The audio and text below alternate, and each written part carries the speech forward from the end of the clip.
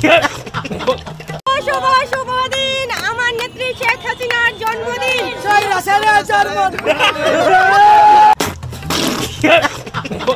আমি কি আওয়ামী লীগের কোনো পদে আছেন? আমি কোনো পদে নাই। গতকাল আমার নেত্রীকে অসম্মান করা হয়েছিল, যেখানে এইটা কোনো কথা?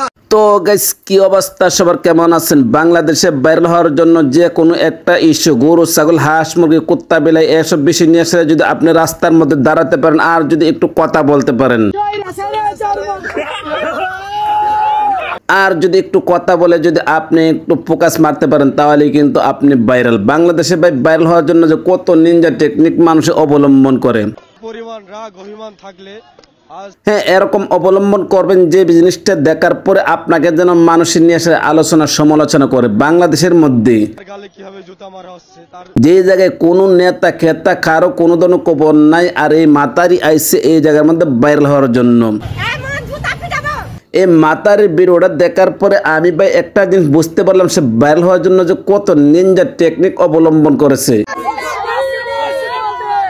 যদি আপনি ভিডিওটা শুরু থেকে শেষ পর্যন্ত দেখেন অবশ্যই বুঝতে পারবেন। তাহলে আর দেরি কিসের, চলন ইন্টু মারি, ইন্টু দিয়ে ভিডিও শুরু করি। তুই যেদিন থেকে রেগুলার পাঞ্জাবি পরস ওই দিনই বুঝছি তোর একটা টার্গেট আছে। যে জায়গায় বাংলাদেশের কোনো নেতা খেতা কারো কোনো ধরনের কোনো খবর নাই, শেখ হাসিনার জন্মদিন পালন করার জন্য, আর এই জায়গার মধ্যে এই মাতারি আইসা এই জায়গার মধ্যে জন্মদিন পালন করতেছে। আমার মনে হচ্ছে তার মাথার মধ্যে পুরো মেন্টাল সমস্যা আছে। আমি কি বাড়িয়ে বলছি?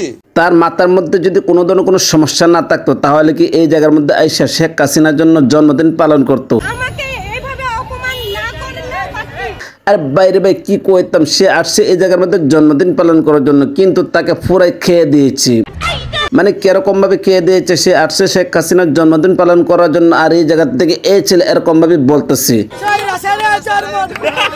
স্বৈরাচারের জন্মদিন। তাহলে ভাই একটা দিন বুঝতে পারেন, রাস্তাঘাটের পোলাপানো এখন বুঝতে পেরেছে যে স্বৈরাচার কিরকম ভাবে স্বৈরাচারী করেছে।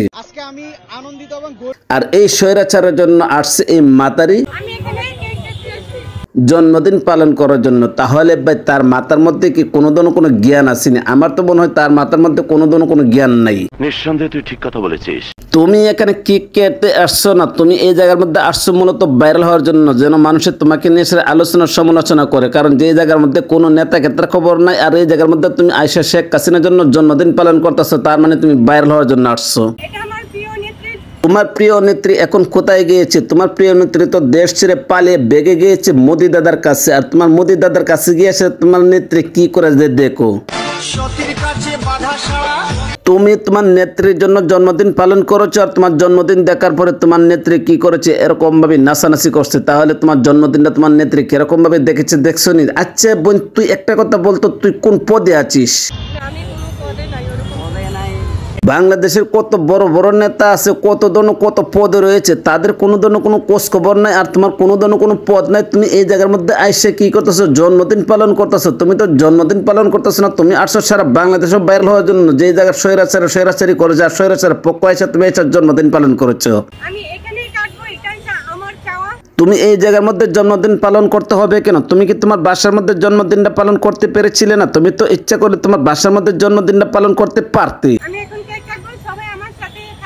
মানে বাসার মধ্যে জন্মদিনটা পালন করছো না, কেউ দেখবে না। আর এই জায়গার মধ্যে আসছো জন্মদিন পালন করার জন্য, সকল মানুষে তোমাকে দেখবে, সকল মানুষে তোমাকে খেয়ে দিবে।